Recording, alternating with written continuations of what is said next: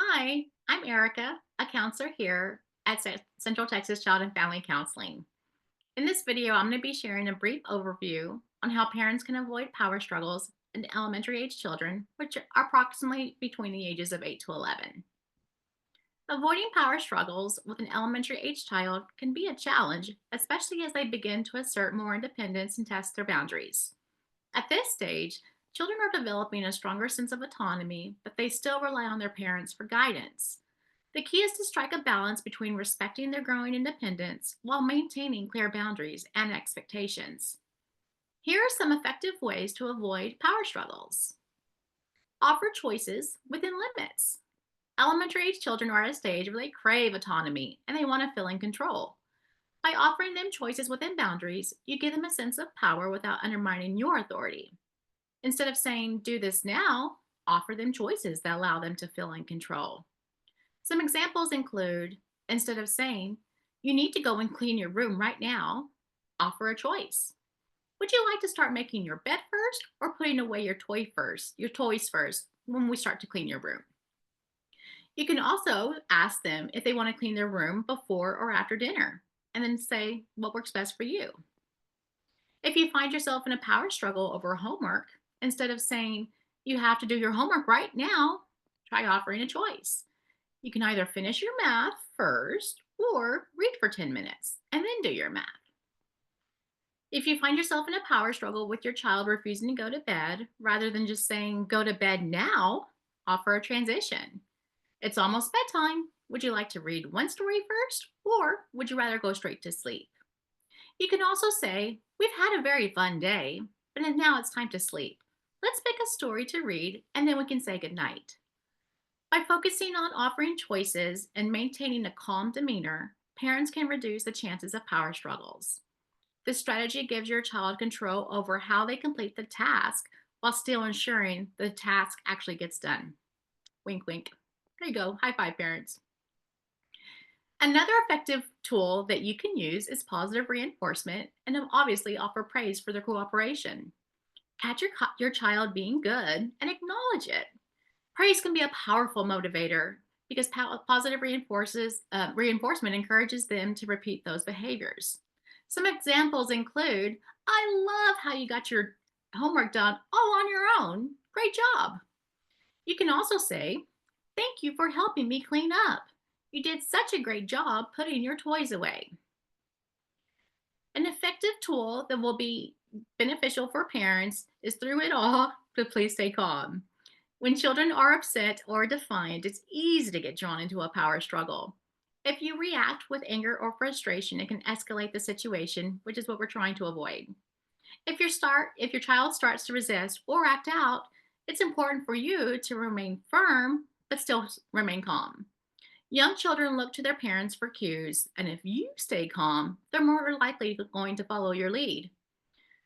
Tips on staying calm, parents, is to obviously take a deep breath and keep your voice calm and also keep your voice steady. Use a neutral tone when setting boundaries or explaining consequences, and obviously avoid engaging in arguments. Calmly state the rule or the expectation and stick to it. For example, you can say, I understand you don't want to do this right now, but this is what we need to do. Practicing empathy and compassion is another effective strategy. Many power struggles arise when children feel unheard or misunderstood. Validating your child's feelings can diffuse tension and start to build trust. Remember that school age children are still learning how to manage their emotions and assert themselves in appropriate ways. Showing understanding and compassion helps de escalate these situations. Recognize that power struggles are often a sign of frustration, not just defiance.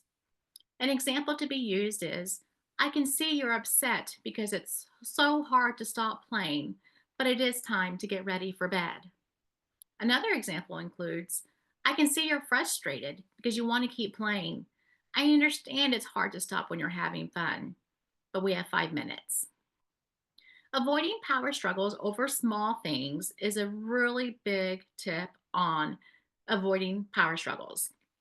Picking your battles wisely. Sometimes it's better to let go of minor issues than to focus on the bigger ones. Uh, that was backwards too.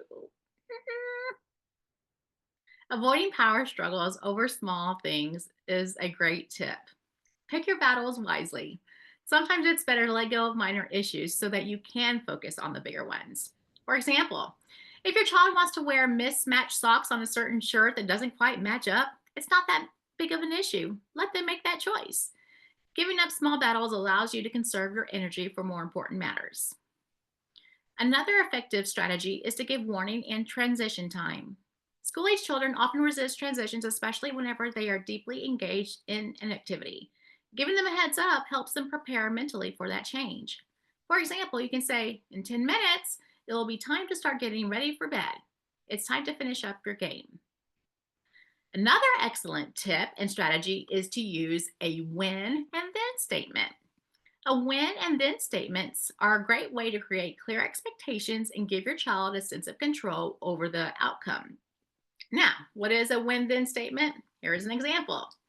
When your homework is finished, then you can have some screen time.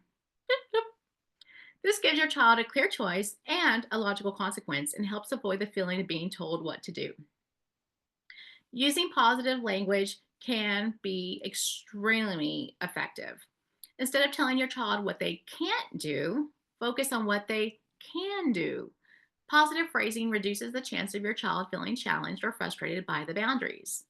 For example, instead of saying, don't run inside, say, please walk inside. Positive language is less likely to trigger resistance. Another tip is to please keep your instructions clear and simple. Avoid giving long winded explanations that might overwhelm or confuse your child. Keep your instructions short and to the point.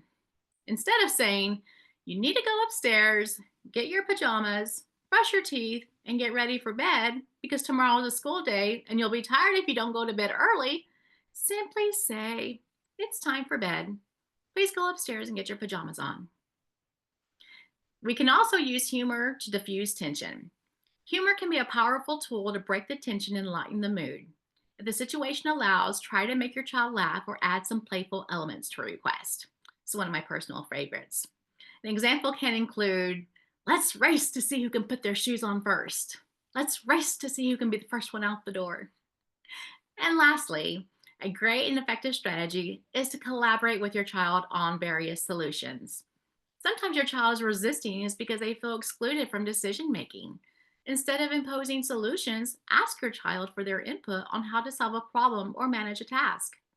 Example can include, I noticed that you've been putting off your chores. How do you think we can make it easier to get them done? Should we set a timer or would you prefer to listen to music while you clean? There you have it.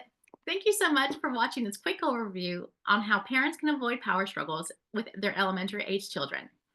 Remember, this video is for informational purposes and is not a replacement for therapy. If you have questions about your child's development or need specific guidance, please feel free to discuss it with your therapist here at Central Texas Child and Family Counseling.